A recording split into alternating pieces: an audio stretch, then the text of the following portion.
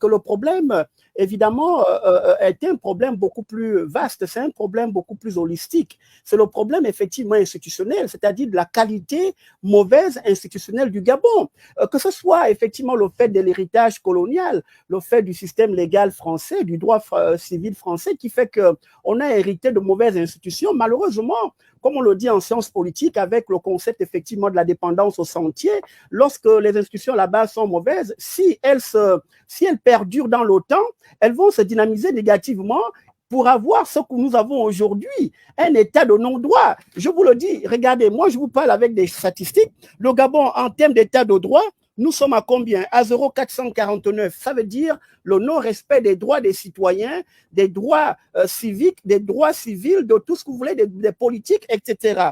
En termes de droits de l'homme, nous sommes à 0,483. En fait, on est en bas de 0,50 ou en bas de 50 si on allait de 0 à 100 selon effectivement l'échelle on veut étudier ce score-là. Ça veut donc dire que le problème, comme l'a dit Lasmo tantôt, c'est un gros problème institutionnel. Et c'est pour cela que la solution globale consiste d'abord à revenir aux vraies institutions de la République par effectivement un vrai gouvernement, par un vrai parti politique qui sera élu par le peuple sur la base de l'offre politique, du projet de société qu'il présentera. Parce que quand vous êtes élu du peuple, vous devez au peuple, effectivement, la bonne gouvernance. Il vous a élu et pas à aller devoir la reddition de comptes à la faire au niveau des officines extérieures, comme on l'a vu avec le CTRI, qui continue dans l'opacité.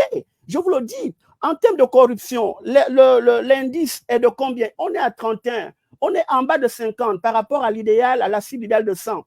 Mais là, on a vu récemment le CTRI, dans le cadre des contrats, qui récemment, il n'y a même pas un mois, j'étais à Paris dans les assises, sont venus donner plus de 1 milliard d'euros, donc plus de 700 milliards de francs CFA de contrats aux entreprises françaises sans appel d'offres. Merci, docteur Okwe. On va essayer de rester sur le sujet, s'il vous plaît. Le sujet, c'est un problème. Non, mais ça touche à l'institution, aux institutions, à la mauvaise qualité des institutions.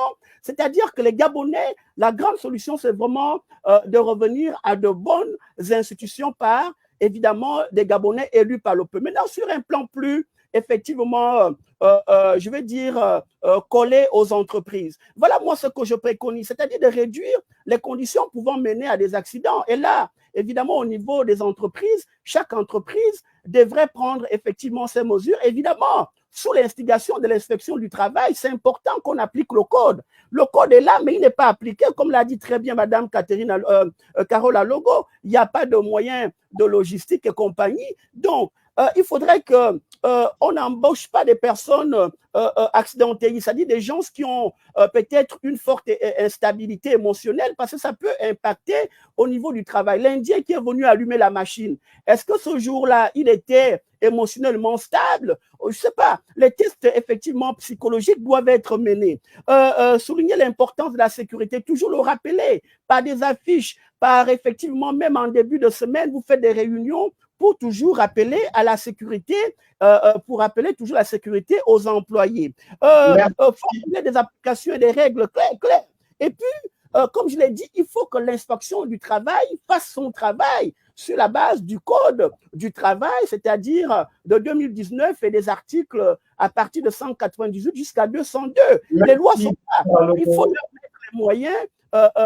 Mais on met les moyens où? Dans la corruption des activistes marmailleurs de la diaspora, dans le populisme, dans les provinces. Merci. Travail, manque d'argent, manque de la logistique pour bien faire son travail. Il faut mettre le CTI dehors.